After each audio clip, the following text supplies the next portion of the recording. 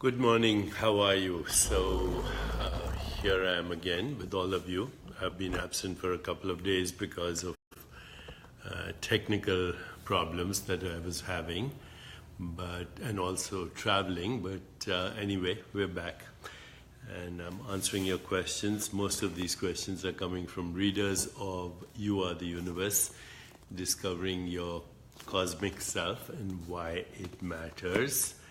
And you can send me questions on any topic, and the email address for the questions is info @jayo.com. Once again, the place to send your questions is info @jayo.com. info@jayo.com. I'll remind you again at the end. So today's question is from Richa Kumar. She says, Dear Dr. Chopra, greetings. Since birth until death, we all have the innate need to love and be loved unconditionally. When we are children, we receive love from our parents and our family. When we grow up into adult bodies, we might seek love in a relationship with our soulmate. I have two questions for you. In any relationship, practically practicing unconditional love is a challenge because we naturally judge people. Mother Teresa said, if you judge people, you have no time to love them. How do you not judge anyone and love everyone selflessly, regardless of their behavior towards you? And the second question is, in Indian culture, when a daughter gets married, there are many roles she has to play in her new family with responsibility. She not only becomes a wife, but a daughter-in-law, sister-in-law, aunt, mother, someday, etc. If I were your daughter who's getting married soon and leaving her parents' home, what advice would you give to me for achieving the balance of a happy and healthy marriage? What can I do as an imperfect soul to joyously experience my new relationship with my soulmate and his family at a higher level of consciousness or awareness in an everlasting, infinite presence? I express my deepest gratitude. Thank you so much. I hope to hear from you soon. With humble regards, Richa Kumar. So, good questions. But they're asked from the level of being a person. I'll repeat that. Richa, your questions are very good, but they're coming from the level of being a person.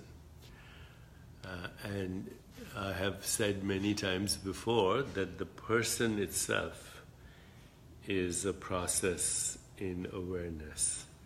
That which we call a person is a process in awareness. It has no permanence to it, as you just said in your own email, child, baby, teenager, adult, old person. So it's a process. And therefore, that which we call a person, the body-mind, which experiences relationships with other persons, are all actually processes in a deeper awareness. And when you go to that deeper awareness, which is beyond your ego mind, then actually you realize that all experience, that of this which humans call the body-mind and the person, and everything else which humans call the other persons and which humans call the universe, all of that is happening in an awareness which is beyond space and time, and that is actually our true identity.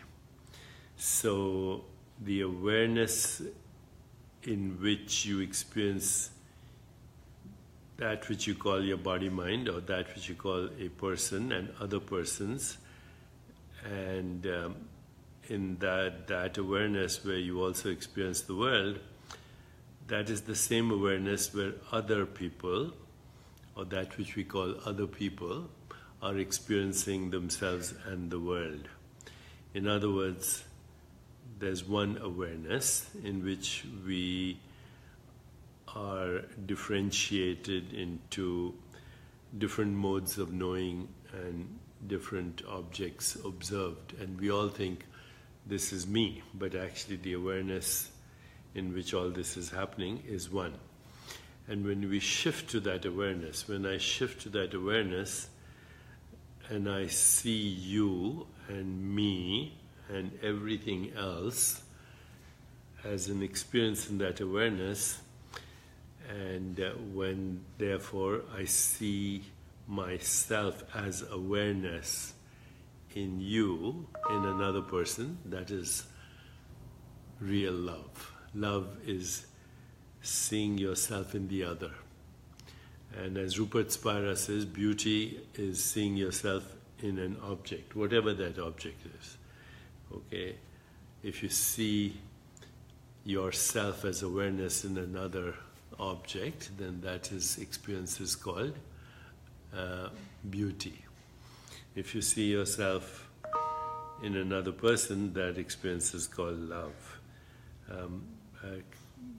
You might want to watch some of the videos or read the books of Rupert Spira, who explains this very elegantly. So, true love then comes from not identifying with the ego. And when you don't identify with the ego, then that love is unconditional. As I've said before, it radiates from you like light from a bonfire, denied to none and focused on none. Now, of course, in a healthy relationship, you can focus that love to that which we call another person, and that creates a lot of beauty in that relationship also, knowing all the time that love to be meaningful is always unconditional. If it is conditional on receiving love back, then it's just another mask for self-importance and for that which we call the ego. Now, I have to answer your second question, which I'll do in 15 seconds.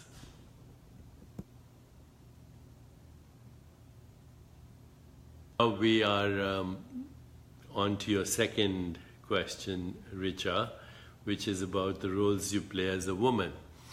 But just understand that your true self has no gender identity, right? The true self is just awareness, consciousness, so it has no gender identity. It has no ethnic identity, no racial identity, no national identity, no religious identity. These are all assumed identities. So let's go back to your question now. You're talking about the roles you play as a woman. But here's the thing to recognize, that as consciousness, as awareness, it is our destiny to play an infinity of roles. But we are not the roles we play. Once again, as awareness, as consciousness, it is our destiny to play an infinity of roles, but we are not the roles that we play. We are the alert witness of the roles we play. So from there, when you watch the roles you play, you'll see that you've played so many roles. You played a role as a baby, a toddler, a child, a teenager, a young adult, a wife, perhaps soon a mother, and all the different roles you mention. Think of being a great Shakespearean actor, and one day the Shakespearean actor is Julius Caesar, the next day the Shakespearean actor is Shylock, and the next day the Shakespearean actor is Cleopatra, and the next day the Shakespearean actor is Portia, etc. In the old days, Shakespearean actors switched genders too, as the roles they were playing. Now, a good actor is totally immersed in the role, but also a witness of the role. Because if you get so immersed in the role that you forget that you're the witness of the role, then you can't switch roles. So the key again is to be the alert witness of the roles you play. And once you become the alert witness of the roles you play, then you can be engaged and detached at the same time.